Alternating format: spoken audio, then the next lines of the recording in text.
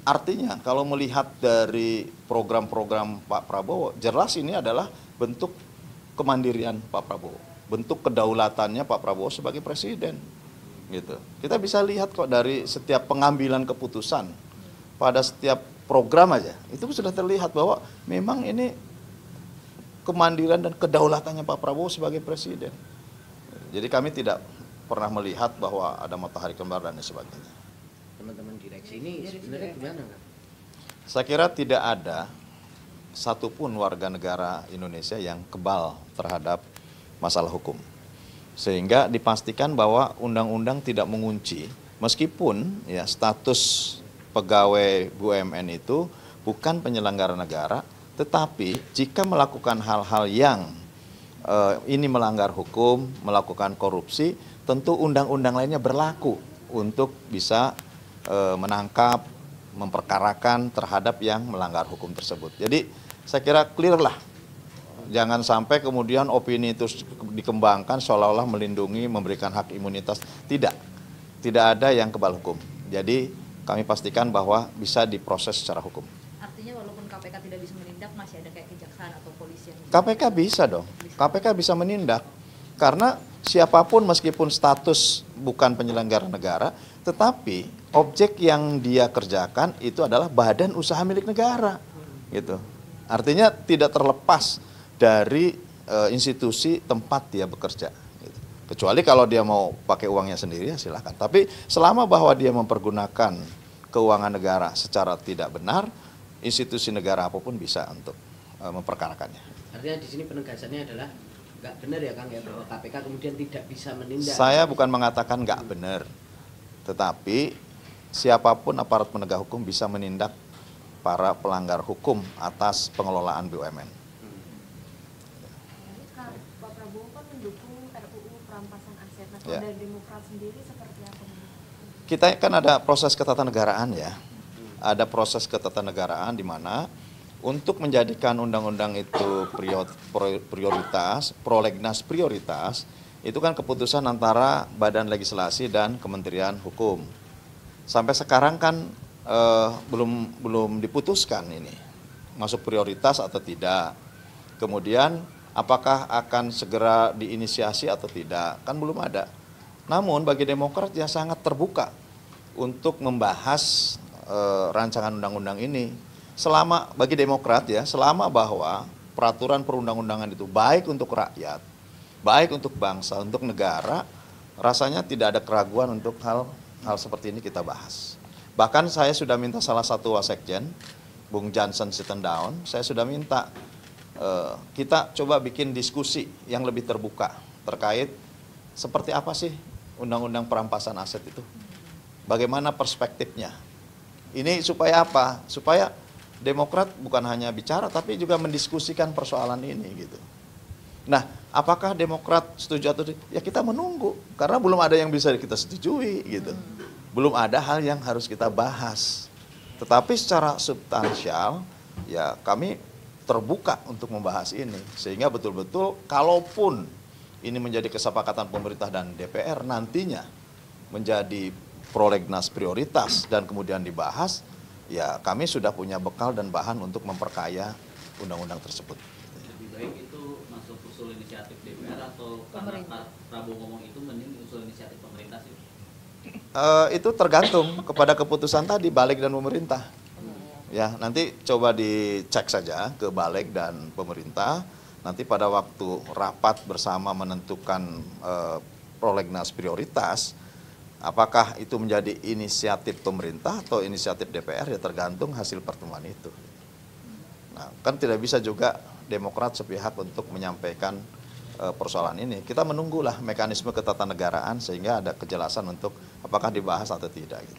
Kang, mungkin penegasan soal tanggapan ini akan meninjau ulang direksi dan komisaris di BUMN. Kayak gimana nih tanggapannya? Meninjau? Direksi dan komisaris di BUMN. Ya evaluasi itu baik ya, bahkan kami di Komisi 6 selalu melakukan evaluasi terhadap roadmap RKP, rencana kerja perusahaan yang secara berkala kami lakukan. Karena situasi dinamis ini kan perlu adaptasi, ya, adaptasi. seperti Garuda.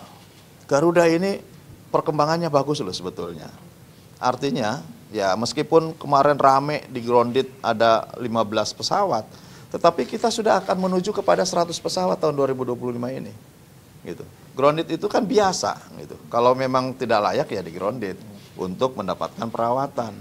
Jangan kemudian dilihat pada sisi-sisi kemampuan, kesehatan, keuangan dan lain sebagainya, karena ini adalah perusahaan negara yang dulu pernah terlilit masalah, kemudian bangkit, dan secara manajerial tentu ketika ganti di root-nya, direktur utamanya, ada cara dan strategi yang berbeda, sehingga kemudian rame dibicarakan di luar, tetapi saya kira setelah tadi rapat saya mendengarkan langsung, bagus ke depannya, ada langkah-langkah yang sistematis, dan bahkan kerjasama dengan Boeing itu dilanjutkan kembali.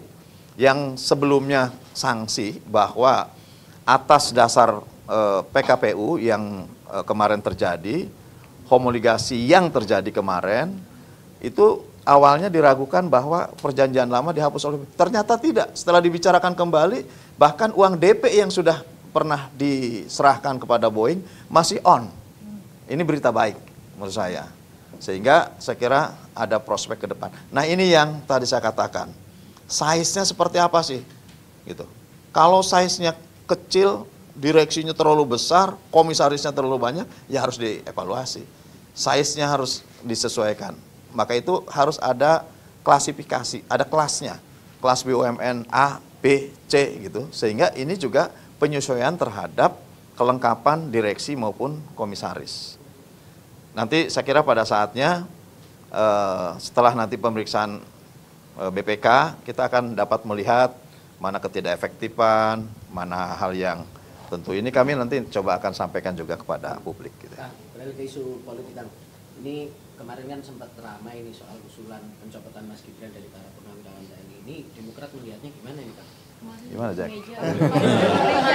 Semeja sama Ya saya kira aspirasi kan biasa ya.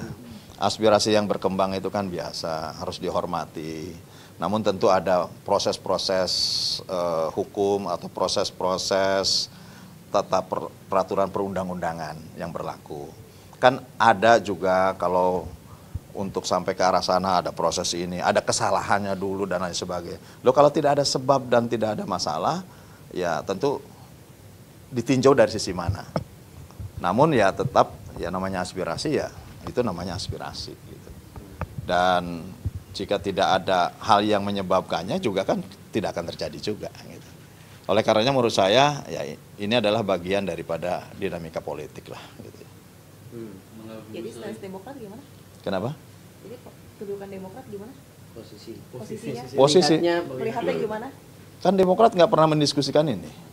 Artinya justru bagi kami di sini fokus bagaimana Demokrat tidak terganggu oleh situasi dinamika yang tidak berhubungan langsung dengan Demokrat atau tidak mempengaruhi terhadap politik secara umum gitu ya.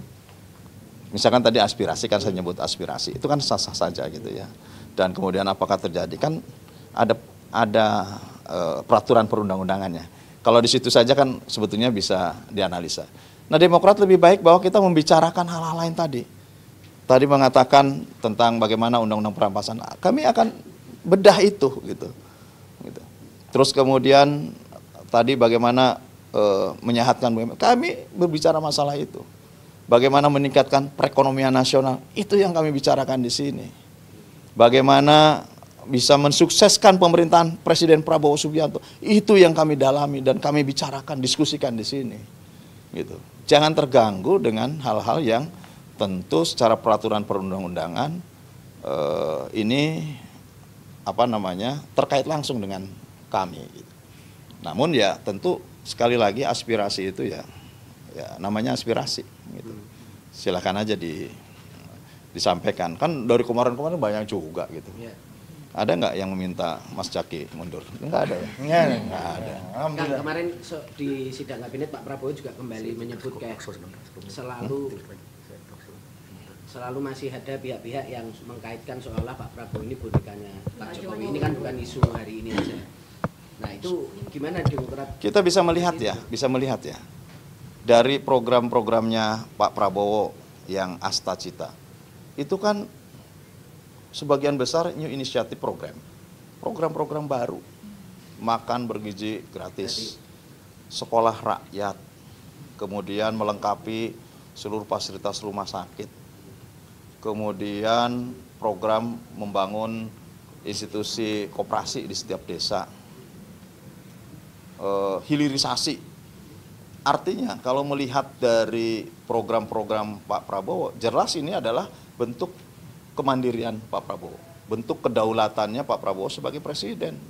Gitu. Kita bisa lihat kok dari setiap pengambilan keputusan pada setiap program aja, itu sudah terlihat bahwa memang ini kemandirian dan kedaulatannya Pak Prabowo sebagai presiden. Jadi kami tidak pernah melihat bahwa ada matahari kembar dan sebagainya. Bahwa Pak Prabowo adalah sekarang Presiden Republik Indonesia, kepala negara dan kepala pemerintahan. Tidak dikendalikan oleh siapa-siapa ya berarti? Saya kira Pak Prabowo orang yang punya kemandirian dan kedaulatan. Mas Ejen, terkait Pak Nasbi ini kan surat pengunduran dirinya itu tidak dikabulkan. Lalu tapi ada juga kritik bahwa tetap harus membenahi komunikasi publik bagi pemerintah. Nah, Pak Ejen sendiri melihat ini seperti apa? Ya kan harus selalu melakukan perbaikan. Bahkan ya dengan cakupan kementerian yang begitu luas, cakupan persoalan yang begitu banyak, ya tentu harus ada banyak institusi dilibatkan. Sekarang Sesnek dilibatkan, gitu.